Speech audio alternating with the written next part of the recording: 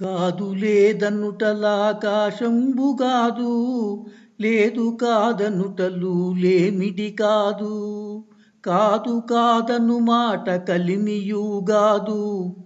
లేదే మంత్రంబు తెలియుని అలాగే మరలా లేదే యోగంబు తెలియుని, లేదు ఎన్నగా భక్తి లేదు ఎన్నగా ముక్తి, లేదు గురు కారుణ్యము లేదు సాధనము తెలియ, లేదే మంత్రంబు తెలియుని అలాగే మరలా లేదే యోగంబు తెలియుని. జై నిజ గురుభ్యో నమ. జై అమలాంబ సమేత అనుభవానంద రాజయోగీంద్ర ప్రభుస్వాముల వారి దివ్య చరణారవిందములకు ద్వాదశి వందనములు సమర్పించుకొనుచు శ్రీ గురు బాలరామస్వాముల వారిచే విరచితమైన ఆవరణ విక్షేప రూప శక్తిద్వయ నిరాసకంపైన శుద్ధలి గుణతత్వ ద్విపదార్థ ధరువుల ఎందు మనం 59వ ద్విపదార్థం ద్వారా పరిపూర్ణ లక్షణాన్ని ముచ్చటించుకుంటూ ఉన్నాం. మనకు దీనిలో అనగా పరిపూర్ణములో ఏమీ లేదు. మా గురుని మీద ప్రమాణం చేసి మరీ చెబుతున్నాను, ఇది అందరికీ తెలిసేటువంటి బోధ కాదు. ఇది గురు కరుణ పొందిన వారికి మాత్రమే అవగతమయ్యేటువంటిది. ఈ బ్రహ్మ సత్యము జగత్తు అసత్యము అనేటువంటి విధానమైనటువంటిది కాదు. ఇది ఏమీ కానిది ఏమీ లేనిది అని అంటూ, శిష్య కాదు లేదనుటలాగా శంభు కాదు, లేదు కాదనుటలు లేమిడిగాదు,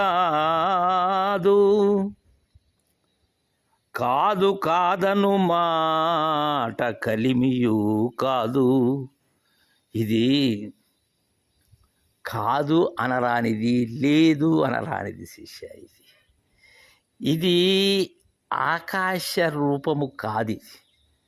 అది కాకిలాగా నల్లగా ఉంటుంది, ఒకటో తెల్లగాను ఉంటుంది. ఒకప్పుడు అంతా ఆవరించుకొని ఆవరణగా అన్నిటికీ అవకాశం ఇస్తుంది, ఒకప్పుడు అది శూన్యంగానూ ఉంటుంది. ఇది ఈ ఆకాశంలో సగభాగము జ్ఞాతగా ఉన్నది, తక్కిన సగభాగం అదే జ్ఞానము జ్ఞేయము అయి ఉంటుంది. ఈ వాయు అగ్ని జల పృథ్వులతో కూడి మనోబుద్ధి చిత్తహంకారములుగా మార్పు చెందేటువంటి ఆకాశ తత్వం కాదు. ఇది శబ్ద తన్మాత్రతో కూడినటువంటిది కాదు. కాదు లేదు అనేది కాదు. లేదు కాదనుటలు లేమిడి కాదు. అలాని ఈ లేదు కాదనేటువంటి తక్కువతనం ఉన్నదా? కాదు. అలా లేమి తక్కువైనటువంటిది కాదు. ఉచ్చ నీచములు రెండూ కానటువంటిది శిష్య పరిపూర్ణం.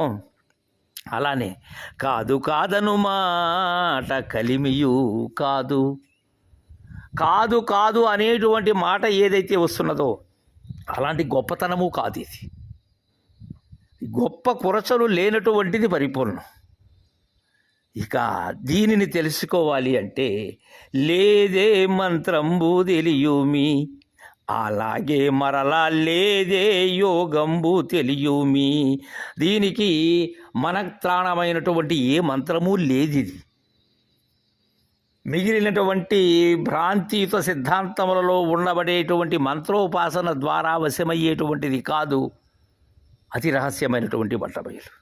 దీనికి ఏ మంత్రము లేదు. దీనికి శివరామ దీక్షితులు తెలియజేసినటువంటి ఆ రెండు మంత్ర గోప్యములు ఏవైతే ఉన్నావో, ద్వాదశి షోడశి, వాటిని అనుసంధానం చేసేటువంటి పంచదశి, సమన్వయం చేసేటువంటి దృశ్యద్రాశాంతములచే ఉన్న పంచదశి ద్వారా ఈ గుర్తిరిగే శరీరము ఏమీ లేదని, ఉన్న బట్టబయలు తప్ప మరేమీ లేదని అనేటువంటి విధానమే దీనిలో మంత్రం. అయితే ఇంకేదైనా యోగము ఉన్నదా? వేరే దానితో సంయోగం ఉన్నదా? కాదు. కూడిక లేనటువంటిది, కూడిక కానటువంటిది పరిపూర్ణం. అందుకే అలాగే మరలా లేదే యోగంబు తెలియుమి, లేదు ఎన్నాగా భక్తి, లేదు ఎన్నాగా ముక్తి, లేదు గురు కారుణ్యము, లేదు సాధనము తెలియ, లేదే మంత్రంబు తెలియుమి. ఎన్నినట్లయితే, గమనించినట్లయితే, పరికించినట్లయితే ఎలాంటి భక్తి కానిది ఇది, భక్తి యోగము కానటువంటిది ఇది. దీనికి కావలసినది గురువు భక్తి మాత్రమే. అయితే ముక్తి అనబడేటువంటి విడుపు లేదు. కారణం ఏంటంటే అంతకు మునుపు పట్టుకున్నటువంటిది కాదు విడిపించుకునేందుకు, బంధము ఉన్నది కాదు బంధ విముక్తులను అయ్యేందుకు. లేనటువంటి బంధం ఏదైతే ఉన్నదో అది ఉన్నట్లుగా ఆ చందముగా నీకు తోపింపబడినదే కానీ వాస్తవానికి ఏ బంధము లేదు ముక్తి పొందేందుకై. నీకై నీవు ఆపాదించుకున్నటువంటిది, నాకై నేను ఆ బంధంలో ఉన్నట్లుగా భ్రాంతి చెందుతూ ఉండబడేటువంటిది. కావున దీనికి ప్రత్యేకంగా నేను ఉన్నట్లయితే వేరే భక్తి అవసరం. దీనికి కావలసినది గురు సూచన అనేటువంటి భక్తి మాత్రమే. గురు యుక్తే దీనికి భక్తి అయి ఉన్నది.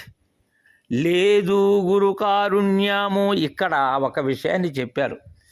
ఈ గురు కరుణ అనబడేటువంటిది కావాలి పరిపూర్ణ బోధకు. అయితే కేవలం గురు కరుణచే మాత్రమే సిద్ధించేటువంటిది కాదు ఇది. శిష్యుడు అత్యంత సమర్థతతో గురువు చెప్పినటువంటి సూచన ఏదైతే ఉన్నదో ఆ లేని దర్వాజాని తొలగించుకునేటువంటి నేర్పరి అయి ఉండాలి శిష్యుడు. దీనికి వేరే ప్రత్యేకించి సాధనం ఏమి లేదు. దీనికి ఈ అష్టాంగ యోగ సాధనాలకు వశమయ్యేటువంటిది కాదు పరిపూర్ణం. అందుకే లేదు సాధనము తెలియ, లేదే మంత్రంబు తెలియము. ఏ మంత్రము లేదు శిష్య దీనికి. ఇది గురు కీలు అయి ఉన్నది మాత్రమే ఇది. అలాంటి దానిని ఉండదూసినటువంటి వారి చేత వారి కరుణకు పాత్రులై ఎరగవలసినటువంటిది పరిపూర్ణమని మనకు చక్కగా పరిపూర్ణ లక్షణాన్ని తెలియజేశారు. తదుపరి పదార్థాన్ని రేపు ముచ్చరించుకుందాం. జై గురుదేవా.